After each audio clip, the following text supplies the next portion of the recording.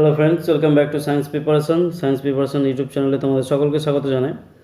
তো দেখো, আজকে হচ্ছে ফুড এসআই এক্সাম 2023 এর প্রিপারেশনের জন্য জেনারেল স্টাডিজ যে পোর্শনটা থেকে তোমাদের প্র্যাকটিস সেট নাম্বার 3 আজকে আছে।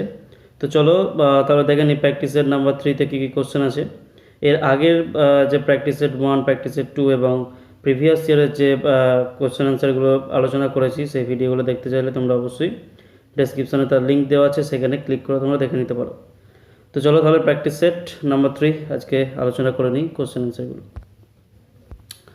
প্রথম যে প্রশ্নটা আছে দেখো, কোশ্চেন নাম্বার 1, সংবিধান দিবস কবে পালন করা হয়? তো সংবিধান দিবস কবে পালন করা হয়, দেখো এই কোশ্চেনের অ্যান্সার দেওয়ার আগে কিছু বিষয় নিয়ে আলোচনা করে নিই। দেখো বলছে এই যে সংবিধান যেটা আমাদের রচিত হয়েছিল, তো সেই সংবিধান গৃহীত হয়েছিল 26শে নভেম্বর 1949 সালে এবং সেটা বাস্তবায়িত করা হয় 26শে জানুয়ারি 1950 সালে। ওকে, তাই সংবিধান দিবস হিসাবে পালন করা হয় যে দিনটি, সেটা হচ্ছে 26শে নভেম্বর, এবং প্রজাতন্ত্র দিবস হিসাবে যে দিনটি পালন করা হয় সেটা হচ্ছে 26শে জানুয়ারি। সো দেখো এখানে যে অপশানগুলো দেওয়া আছে, সংবিধান দিবস পালন করা হয় যে দিনটি, সেটা হচ্ছে option A is the right answer, 26শে নভেম্বর।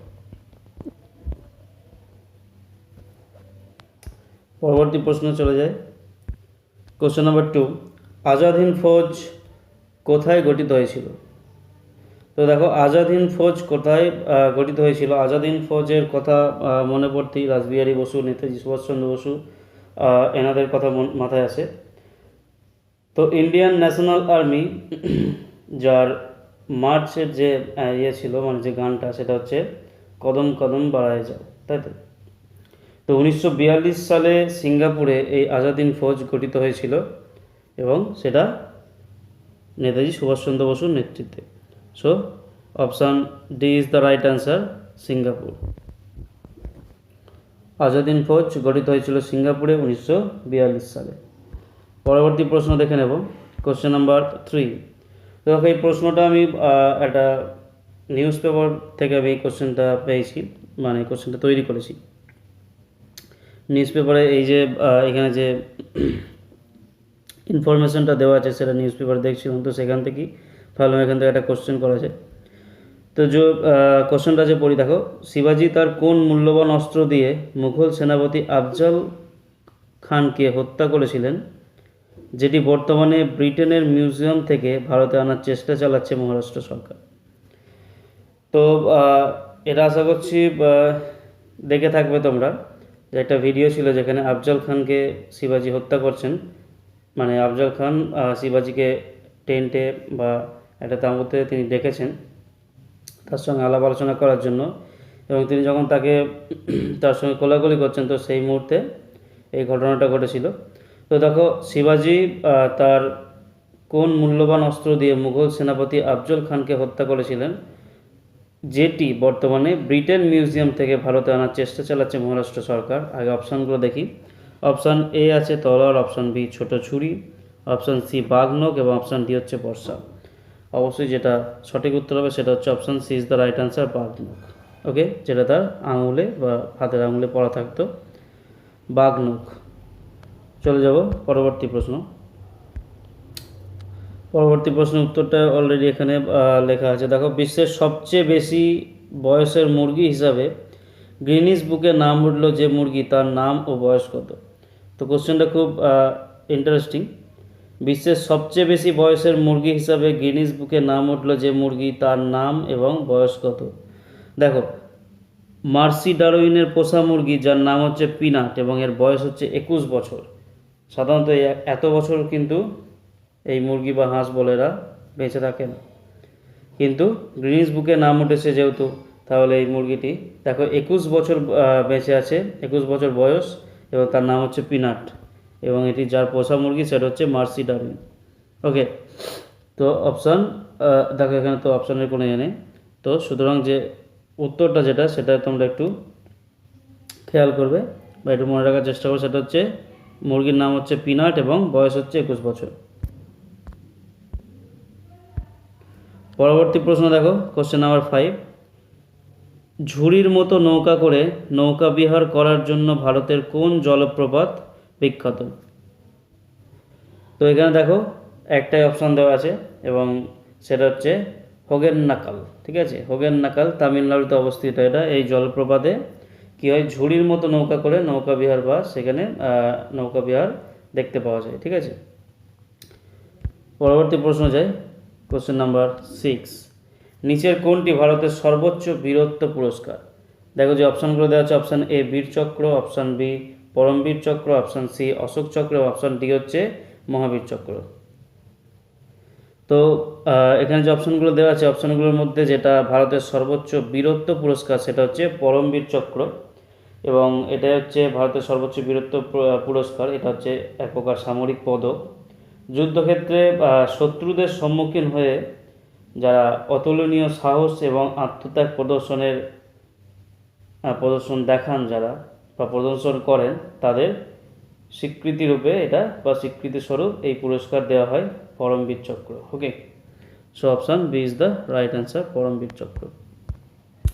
পরবর্তী প্রশ্ন দেখে নিই, কোশ্চেন নাম্বার 7। কিসের বিরুদ্ধে গান্ধীজি 1919 সালে সত্যাগ্রহ আন্দোলন করেছিলেন? কোশ্চেনটি সকলেরই চেনা এবং আশা করছি সকলেরই জানা উত্তরটা রাওলাট আইন। রাওলাট আইনের বিরুদ্ধে গান্ধীজি 1919 সালে সত্যাগ্রহ আন্দোলন করেছিলেন। পরবর্তী প্রশ্ন দেখে নেব, অর্থাৎ এখানে option A is the right answer. পরবর্তী প্রশ্ন দেখে নিই, কোশ্চেন নাম্বার 8। ডুয়ার্সের প্রবেশদ্বার বলা হয় কাকে? Option A Alipurduar, option B Darjeeling, option C Siliguri এবং অপশান ডি হচ্ছে কার্সিয়াং। তো এদের মধ্যে ডুয়ার্সের প্রবেশদ্বার বলা হয় যে যাকে, সেটি হচ্ছে option C is the right answer, Siliguri. Next question দেখে নেব। পরবর্তী প্রশ্ন দেখো, কোশ্চেন নাম্বার 9।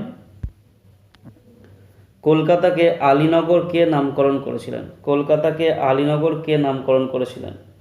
তো 1757 সালে 9 ফেব্রুয়ারি একটা চুক্তি হয়েছিল রবার্ট ক্লাইভ এবং সিরাজউদ্দৌলার মধ্যে, সেটা হচ্ছে আলীনগরের চুক্তি। ঠিক আছে, তো এই সময়কালে কিন্তু কলকাতার একটা অস্থায়ী নাম তিনি দিয়েছিলেন, এবং যিনি দিয়েছিলেন তিনি হচ্ছেন সিরাজউদ্দৌলা, তার নাম হচ্ছে আলীনগর। ঠিক আছে, তো কলকাতাকে আলীনগর নাম যিনি নামকরণ করেছিলেন তিনি হচ্ছেন, অপশান দেখো এখানে option B is the right answer, Sirajuddaulah. ঠিক আছে, option B is the right answer. পরবর্তী প্রশ্ন দেখে নিই, কোশ্চেন নাম্বার 10।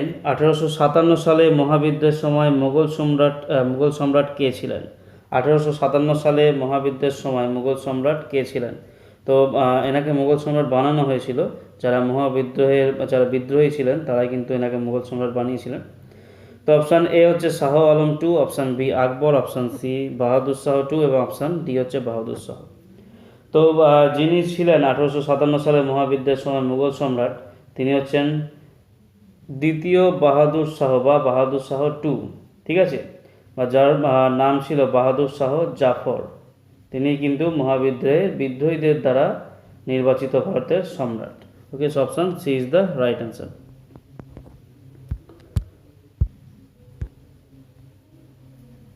এবার কোশ্চেন নাম্বার 11 দেখে নেব। দেখো, ভারতের পক্ষী মানব কাকে বলা হয়? ভারতের পক্ষী মানব কাকে বলা হয়? আশা করছি কোশ্চেন অ্যান্সারটি তোমরা চেনে থাকবে বা কারো কারো চেনা হবে কোশ্চেনটি। তো ভারতের পক্ষী মানব বলা হয় যাকে, দেখো অপশান এ হচ্ছে Salim Khan, option B Abdul Salim, option C হচ্ছে সেলিম আলী এবং অপশান ডি হচ্ছে গফর খান। তো যিনি হচ্ছেন ভারতের পক্ষী মানব তিনি হলেন, option C is the right answer, Salim Ali. Question number 12, 12 নম্বর প্রশ্ন দেখব। সত্যমেব জয়তে কথাটি কোন গ্রন্থ থেকে গৃহীত? সত্যমেব জয়তে বা সত্যের জয় অবশ্যম্ভাবী, এটা নেওয়া হয়েছে মুন্ডক উপনিষদ থেকে। Option is the right answer, Mundaka Upanishad থেকে এটা নেওয়া হয়েছে, সত্যমেব জয়তে। পরের প্রশ্ন, কোশ্চেন নম্বর 13। হ্রদের শহর কোন স্থানকে বলা হয়? আশা করছি সকলেই বুঝতে পারছো, হ্রদের শহর মানে সেখানে অনেক হ্রদ বর্তমান। তো অপশান এ উদয়পুরকে, option B Mussoorie, option C Sundarban এবং অপশান ডি হচ্ছে কচ্ছরণ। তো এগুলির মধ্য থেকে হ্রদের শহর যে স্থানকে বলা হয় সেটি হচ্ছে option A is the right answer, Udaipur. পরবর্তী প্রশ্ন দেখে নেব, প্রশ্ন নম্বর 14 বা কোশ্চেন নম্বর 14। ভারতীয় সংবিধানের কোন অনুচ্ছেদে রাষ্ট্রপতি ক্ষমা করার ক্ষমতা রয়েছে।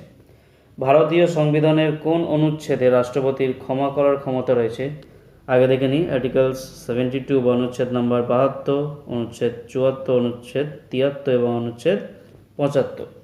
তো দেখো এখানে যে অপশানগুলো দেওয়া আছে, অপশান এ অনুচ্ছেদ 72 ইজ দ্য রাইট আনসার। 72 নম্বর আর্টিকেলে কিন্তু একজন মানে আমাদের ভারতীয় সংবিধানের যিনি রাষ্ট্রপতি তার ক্ষমা করার ক্ষমতা রয়েছে, অর্থাৎ মানে তার যে শাস্তি কমানোর, কোনো আসামির শাস্তি কমানোর ক্ষমতা রয়েছে, সেটা হচ্ছে 72 নম্বর অনুচ্ছেদে। So option A is the right answer. পরবর্তী প্রশ্ন দেখি, কোশ্চেন নাম্বার 15, 15 নম্বর প্রশ্ন। নিচের অধ্যায়ের কোন বিধানকে সংবিধানের আত্মা হিসাবে বর্ণনা করা হয়েছে? সংবিধানের আত্মা হিসাবে বর্ণনা করা হয়েছে, দেখো অপশান এ আছে মৌলিক অধিকারের অধ্যায়, অপশান বি রাষ্ট্রীয় নীতির নির্দেশমূলক নীতির অধ্যায়, অপশান সি প্রস্তাবনা এবং অপশান ডি হচ্ছে বিচার বিভাগীয় পর্যালোচনা সংক্রান্ত বিধান। তো এই যে অপশান চারটে দেওয়া আছে এর মধ্যে থেকে যেটা বা যেই বিধানকে বা সংবিধানের আত্মা হিসাবে বর্ণনা করা হয়েছে সেটা হচ্ছে option C is the right answer, প্রস্তাবনা। Okay, so option C is the right answer.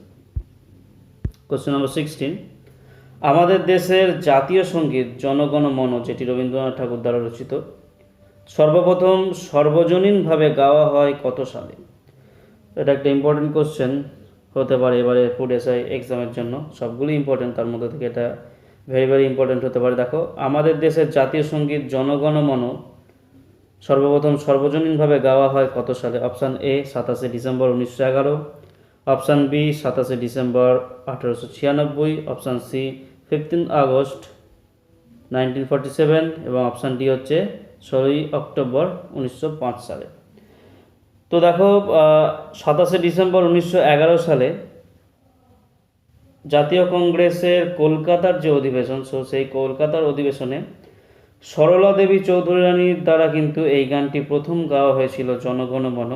সুতরাং 27 ডিসেম্বর 1911 সাল আমাদের দেশের যে জাতীয় সঙ্গীত জনগণ মন সেটা সর্বপ্রথম সর্বজনীনভাবে গাওয়া হয়েছিল 27 ডিসেম্বর 1911 সালে। So option A is the right answer. Next question দেখে নেব, কোশ্চেন নাম্বার 17, গভর্নর কার দ্বারা নিযুক্ত করা হয়? গভর্নর কার দ্বারা নিযুক্ত করা হয়?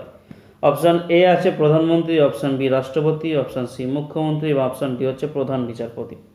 তো এনাদের মধ্যে থেকে যার দ্বারা গভর্নরকে নিযুক্ত করা হয় তিনি হচ্ছেন option B is the right answer, রাষ্ট্রপতি। পরবর্তী প্রশ্ন দেখব, কোশ্চেন নাম্বার 18, মানব উন্নয়ন সূচক নির্ভর করে কিসের ওপর? তো দেখো মানব উন্নয়ন সূচক নির্ভর করে যাদের ওপর, আগে অপশানগুলো দেখি। অপশান এ সম্ভাব্য আয়ুকাল, অপশান বি মাথাপিছু জিডিপি, অপশান সি প্রাপ্তবয়স্ক সাক্ষরতার হার এবং অপশান ডি বলছে উপরের সবগুলি। তো দেখো এখানে মানব উন্নয়নের সূচক নির্ভর করে যেটা যাদের ওপর, সেটা হচ্ছে option D is the right answer, উপরের সবগুলির ওপরে কিন্তু নির্ভর করে। So option D is the right answer. পরবর্তী প্রশ্ন দেখে নেব, কোশ্চেন নাম্বার 19, 19 নম্বর প্রশ্ন দেখো, বলছে রামধনু গঠন কিসের একটি উদাহরণ? রামধনু তো আমরা সকলেই জানি সূর্যের আলো বা যে কোনো সাদা আলো সেটাকে যদি প্রিজমের মধ্যে দিয়ে পাঠানো হয় সেটা বিচ্ছুরিত হয়ে যায় এবং সেটা 7টা আলো দিয়ে, মানে 7টা আলাদা আলাদা বর্ণের গঠন হিসেবে আমরা জানি। ভিবজিওর যেটাকে বলা হয় বেনিয়াসহ কলা, তাই তো? তো দেখো এখানে রামধনু গঠন কিসের একটি উদাহরণ সেটা বলতে গেলে আগে অপশানগুলো দেখো। অপশান বলছে আলোর সমবর্তন, অপশান বি আলোর বিচ্ছুরণের, অপশান সি আলোর ব্যতিচারের এবং অপশান ডি হচ্ছে আলোর অপবর্তনের। তো আশা করছি বুঝতে আর বাকি নেই। সেটা হচ্ছে রামধনুর গঠন কিসের একটি উদাহরণ, সেটা হচ্ছে option B is the right answer, আলোর বিচ্ছুরণের। পরবর্তী প্রশ্ন দেখে নেব, কোশ্চেন নাম্বার 20, ফল পাকাতে কোন গ্যাসীয় হরমোন ব্যবহার করা হয়?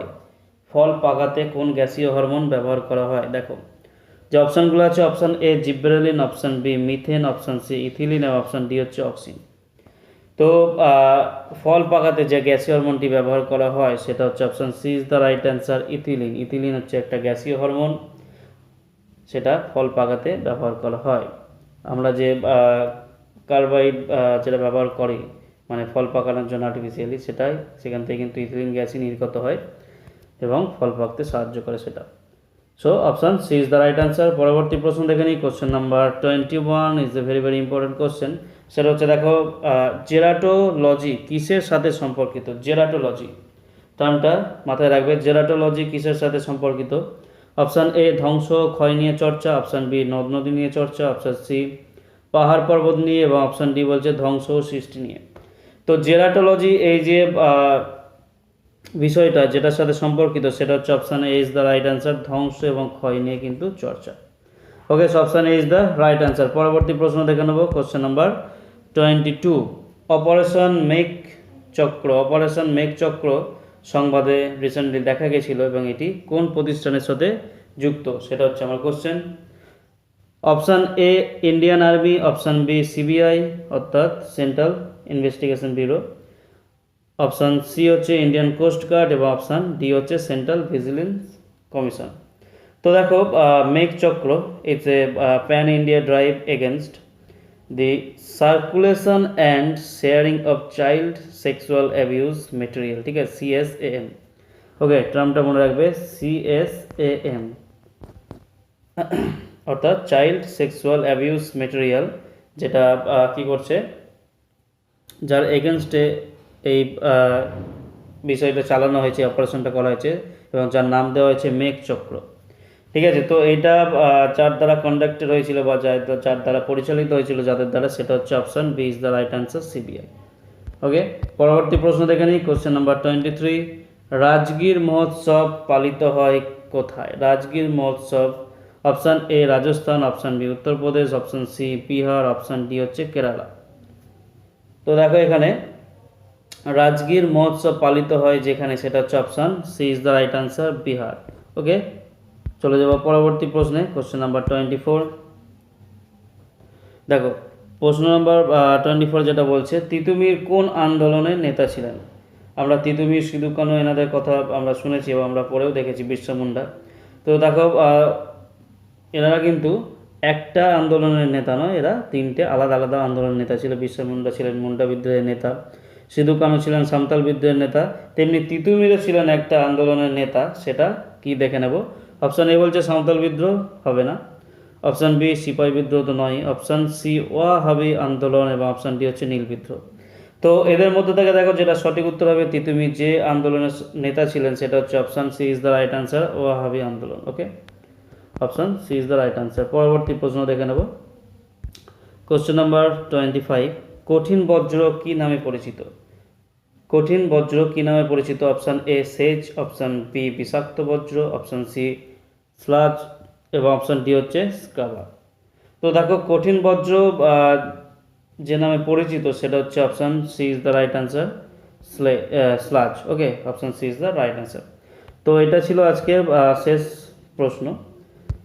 তো দেখো, আজকে তোমাদের হোমওয়ার্ক বা বাড়ির কাজ বলতে পারো কিছু আছে এখানে। তিনটে প্রশ্ন আমি এখানে রেখেছি, যে তিনটে প্রশ্নের উত্তর তোমাদের সকলকে আমাকে কমেন্টের মাধ্যমে অ্যান্সার দিতে হবে। তো দেখো, এখানে প্রশ্ন নাম্বার প্রথম যে প্রশ্নটা দেওয়া আছে সেটা হচ্ছে ডুয়ার্স শব্দের অর্থ কী? ডুয়ার্স নিয়ে আজকে একটা প্রশ্ন ছিল। তো ডুয়ার্স শব্দের অর্থ কী, এটা ছিল প্রথম প্রশ্ন। প্রশ্ন নাম্বার 2, বা দেখো এখানে কি দেওয়া আছে, দীঘার প্রকৃত নাম কি? দীঘার প্রকৃত নাম কি? ঠিক আছে। এবং প্রশ্ন নাম্বার 3, বিশ্বের বৃহত্তম উপসাগর কোনটি? তিনটে প্রশ্নই কিন্তু ইম্পর্টেন্ট এবং তিনটে প্রশ্নই কিন্তু খুবই সহজ, একটু খুঁজতে হবে। তো দেখো, যে তিনটে প্রশ্ন আমি দিয়েছি সেই তিনটে প্রশ্ন অবশ্যই কিন্তু আমাকে কমেন্ট করে জানাবে। ওকে, তো আজকে এই পর্যন্তই, এবং আশা করছি ভিডিওটি তোমাদের হেল্পফুল হবে এবং তোমাদের প্রিপারেশনের ক্ষেত্রে এক ধাপ তোমাদের এগিয়ে নিয়ে যাবে। তো ভিডিওটি ভালো লেগে থাকলে অবশ্যই ভিডিওটিকে লাইক, কমেন্ট এবং শেয়ার করবে। আর তার সাথে সাথে কোশ্চেন অ্যান্সারগুলো কিন্তু যেগুলো হোমওয়ার্ক আছে সেগুলো অবশ্যই আমাকে কমেন্টের মাধ্যমে জানাবে। তো আজকে এই পর্যন্তই। যারা চ্যানেলে নতুন আছে অবশ্যই চ্যানেলটিকে সাবস্ক্রাইব করো এবং আমার চ্যানেলের সাথে যুক্ত থাকো। দেখা হবে পরবর্তী ভিডিওতে। Thank you.